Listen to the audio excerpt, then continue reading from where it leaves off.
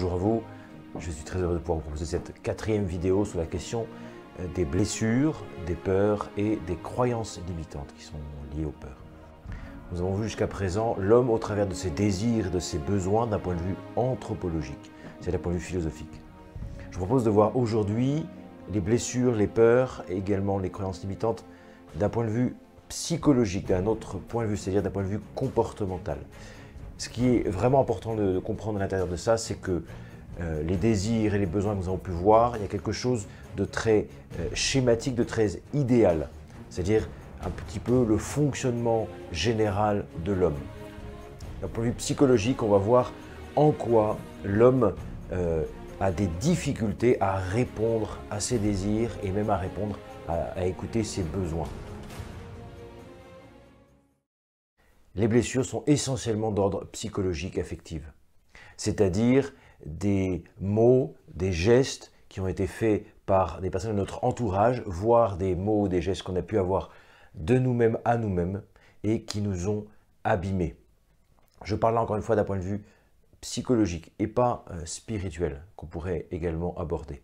La blessure, c'est cette entaille qu'il y a dans notre âme, dans notre psyché, qui peut également être tellement douloureuse qu'on la ressent physiquement. C'est ce qu'on appelle les aspects psychosomatiques, des blessures tellement violentes et qui n'ont pas été traitées, travaillées, soignées, qui du coup ont des répercussions sur notre corps.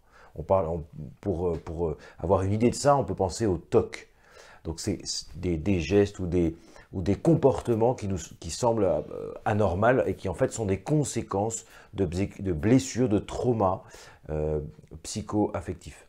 Ce qui est important de savoir dans les blessures, c'est que nous sommes tous blessés. Nous sommes absolument tous blessés. Tout le monde sur Terre, tous les êtres humains, hommes et femmes, et nous les hommes autant que les femmes, évidemment, nous sommes blessés dans notre psychologie, dans notre affectivité. Pour moi, c'est vraiment fondamental de conserver ça à l'esprit parce que pour avancer sur ce chemin de la vérité et de la virilité véritable, pour avancer sur ce chemin d'une humanité en vérité, d'une masculinité en vérité, il est fondamental de conscientiser que nous sommes des hommes blessés, que je suis un homme blessé. Ça, c'est la première chose. La deuxième chose, c'est que la conscientisation de nos blessures, c'est 50% du travail.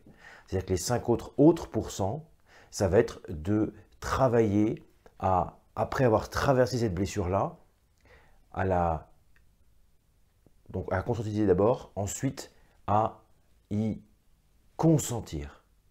Et ça, c'est la deuxième étape qui est fondamentale et qu'on ne peut pas ne pas traverser. Car pour avancer sur ce chemin d'unification, il est fondamental de conscientiser et de consentir. Dans le consentir, il y a faire avec. J'ai été blessé, ok, on va le voir d'où peuvent venir ces blessures. Et l'idée, c'est donc de conscientiser, ok, en fait je conscientise, j'ai conscience que j'ai été blessé. Je suis comme tout le monde, j'ai été blessé. Et donc cette deuxième étape, c'est de consentir aux blessures, de consentir au réel, tel qu'il est. L'idée, c'est que je peux avancer avec. Et que si je refuse de conscientiser d'être blessé, et si je refuse de consentir au fait que j'ai été blessé, alors je ne peux pas avancer. Je suis comme avec un boulet. Alors que le fait d'intégrer toute ma vie dans mon réel, dans mon présent, me permet voilà, d'accueillir, d'accepter tout ce qui fait ma vie, incluant également mes blessures. Les deux axes principaux que je vais vous transmettre sur la question des blessures, c'est donc tout d'abord la question de la blessure, des blessures. C'est tout d'abord la conscientisation.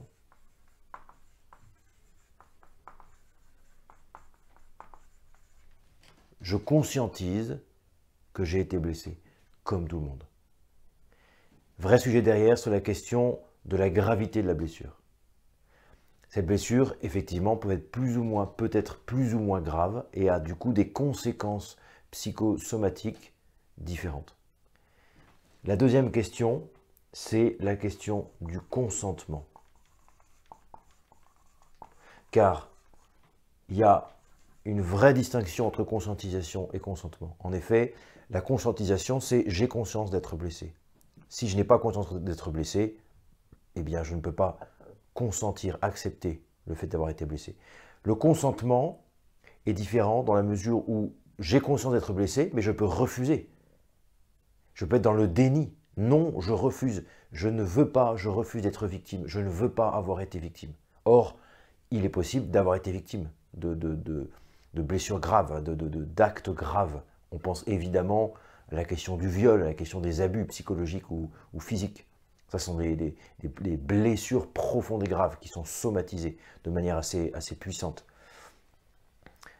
Donc consentir à sa blessure est une chose, conscientiser sa blessure est une chose, consentir à sa blessure est le chemin du mieux-être. Donc ces deux aspects-là, pour moi, sont fondamentaux à tenir dans la question de la blessure.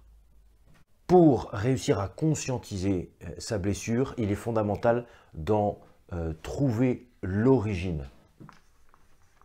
L'origine de sa ou de ses blessures. Encore une fois, il peut y avoir une blessure principale, vraiment une blessure, un choc, voire un trauma. Un trauma, c'est une dimension vraiment, c'est la dimension supérieure, la dimension la plus violente de la blessure.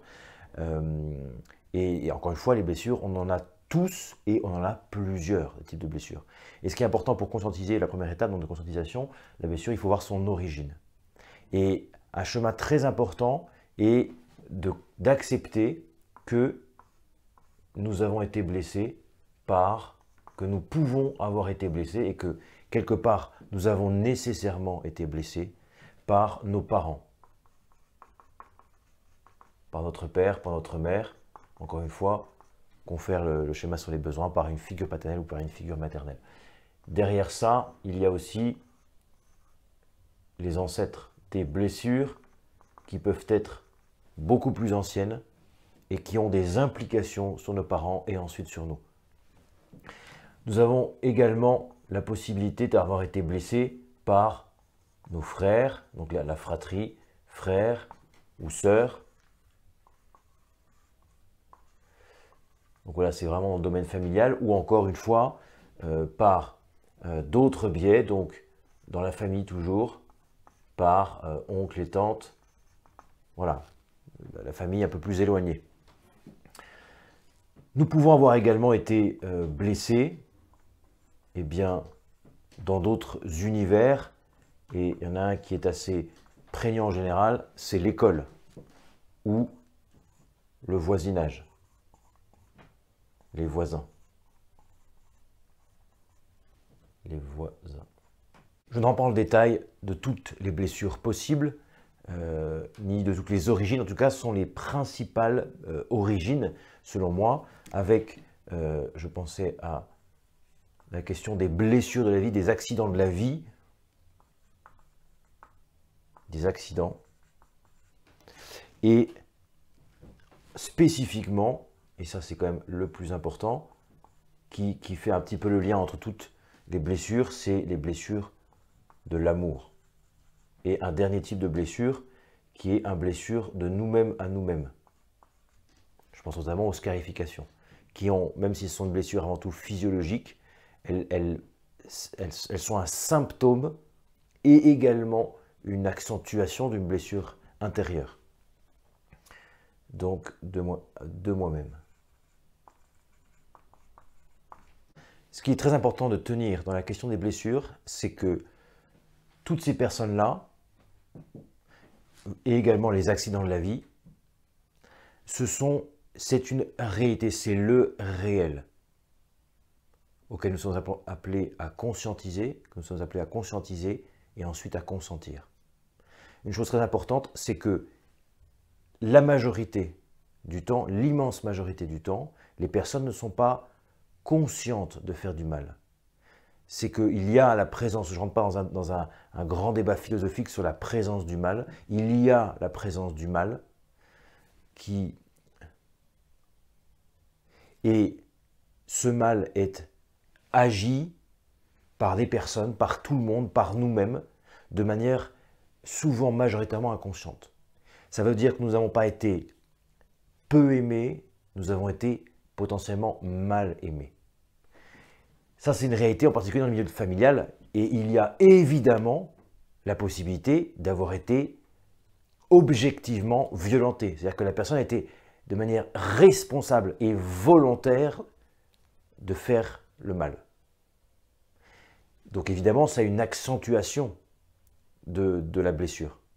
Cependant, le mal inconscient a quand même une application psychologique. Pour résumer, ce qui est important de tenir dans la question de la blessure, c'est que nous sommes tous blessés, que les blessures viennent d'origines différentes.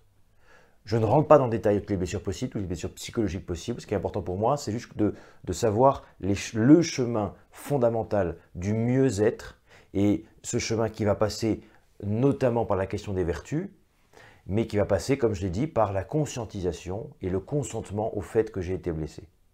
Il est important pour moi de tenir que dans ce consentement au réel, il y a le fait de ne pas en vouloir aux personnes. C'est-à-dire que les personnes, la majorité du temps, elles ont fait ce qu'elles ont pu, et du coup, elles ne sont pas responsables de notre blessure. Elles en sont la cause, mais elles ne sont pas responsables. Je dis encore une fois, la majorité du temps. Et dans ces cas-là, il est fondamental de tenir que c'est ainsi, que je puisse, au fond de moi, conscientiser que je vais faire avec ma blessure. Et le deuxième aspect, quand les personnes sont volontaires, il y a un travail supplémentaire pour consentir au fait que, conscientiser la blessure, consentir au fait que j'ai été blessé et travailler sur cette question de j'ai été abîmé par une personne volontairement. La deuxième chose que je vais voir avec vous aujourd'hui, c'est la question des peurs. Nous avons été blessés, comme nous l'avons dit, et ces blessures, par rapport à ces blessures, nous avons eu une réaction de protection pour nous protéger, pour conserver notre être. Et ça a des implications, notamment dans nos réactions, dans notre manière d'agir, notre manière de réagir, notre manière de faire. C'est ce qu'on appelle des peurs. Alors, il y a la question des comportements, que je ne vais pas aborder ici. Je vais simplement aborder les peurs que les blessures génèrent. Et spécifiquement, sans rentrer dans le détail de toutes les peurs qui peuvent exister, j'ai recensé quelques peurs principales que l'homme ressent aujourd'hui en fonction des différentes blessures. Donc, des peurs qui sont relativement caractéristiques à l'homme. On appelait ça le mur des peurs.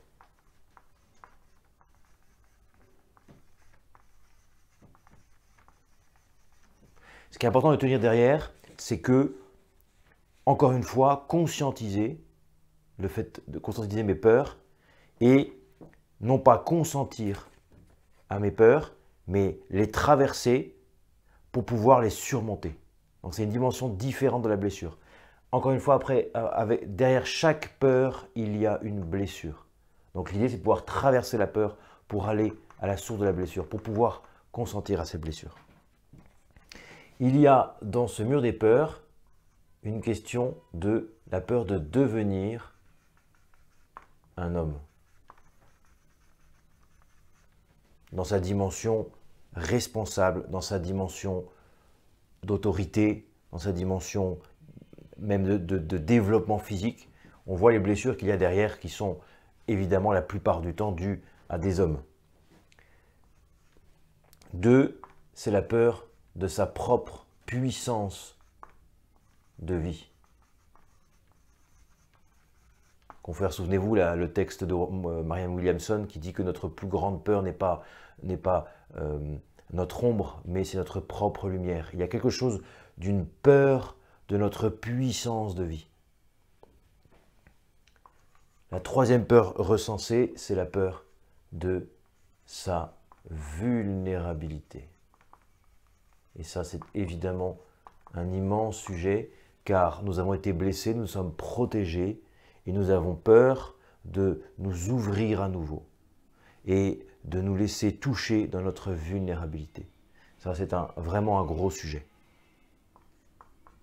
Quatrièmement, qui est intimement lié, une peur de dire, de verbaliser ce que je ressens. Et c'est ce que j'appelle la peur de me dire, de se dire. Donc de dire ce que je ressens, de ce qui se passe en moi. C'est souvent très lié, toutes ces peurs. Hein. Une peur qui est relativement importante, c'est une peur de s'engager, c'est-à-dire de faire le pas. Or, ça, c'est une peur spécifiquement, me semble-t-il en tout cas, spécifiquement masculine et relativement contemporaine. Une peur vraiment d'aller de l'avant, de conquérir, d'oser, de risquer. Évidemment, et ça on comprend bien pourquoi, on voit bien les blessures qui sont derrière, qui sont les blessures principales, une peur d'aimer. Une 7e peur que j'ai pu recenser, c'est la peur de la vie intérieure. Derrière, à l'intérieur de ça, la peur du silence, la peur de la solitude. Et une dernière peur que j'ai pu recenser, la peur de se battre. Et ça, on le voit bien sur la question du confort, le lien qu'on peut voir entre ce besoin excessif, ce désir excessif de confort, la peur de l'effort. Et l'idée derrière ça, c'est vraiment de passer quelque part d'une mentalité de confort à une mentalité d'effort. Car notre bonheur, confère le schéma que je vous ai proposé dans le dernier mail, notre bonheur, notre bien-être se trouve en dehors, derrière notre zone de confort et notre zone de risque, notre zone de peur. Donc l'idée, c'est de pouvoir traverser la peur pour aller derrière. Enfin, la dernière chose que je vais vous dire, qui est vraiment la conséquence des peurs, c'est la question des croyances limitantes. Les croyances limitantes, c'est quelque part un petit peu comme des programmes que nous avons générés à la suite des blessures par nos peurs. Ce sont des croyances qui sont vraiment imprimées en nous, qui nous empêchent littéralement d'aller là où on veut aller. Dans les croyances limitantes, il y a par exemple, elles font suite à des phrases qu'on a pu entendre, à des gestes qu'on a reçus, qui nous ont comprimés, qui nous ont fait un chemin qui à l'époque nous a permis de ne pas mourir, entre guillemets, si vous voulez, et qui aujourd'hui, on voit bien que ça limite notre expansion, notre déploiement intérieur et extérieur d'ailleurs. Ces croyances limitantes, par exemple, tu es un bon à rien, tu n'es pas capable, tu n'y arriveras jamais. Et cette phrase, elle a été imprimée en nous et elle fait qu'aujourd'hui, on croit encore qu'on est incapable, qu'on ne va pas y arriver, qu'on est un bon à rien. Et ça, c'est un gros sujet pour avancer véritablement dans le déploiement de notre puissance. C'est de, encore une fois, conscientiser les croyances limitantes. Et là, ce n'est pas du tout de consentir à ces croyances, c'est de les reprogrammer, de les pulvériser et de les changer. C'est-à-dire quand vous avez une croyance limitante de tu t'es un bon à rien, eh bien de supprimer cette croyance limitante en disant je suis capable, je vais y arriver. Et d'ailleurs j'y vais et j'y arrive et j'avance. Et ça, une des techniques qui est vraiment hyper importante, qui est très liée aux défis, aux petits défis qu'on donne le plus important, c'est de goûter à des petites victoires chaque jour. Toutes petites victoires, en faisant un tout petit truc en disant là, je sens que je vais y arriver. Et le fait de goûter chaque jour à une victoire, même si elle est toute petite, eh bien on s'entraîne à réussir. On s'entraîne pour réussir. On avance du coup vers vraiment la vie qu'on veut, la vie qui nous inspire.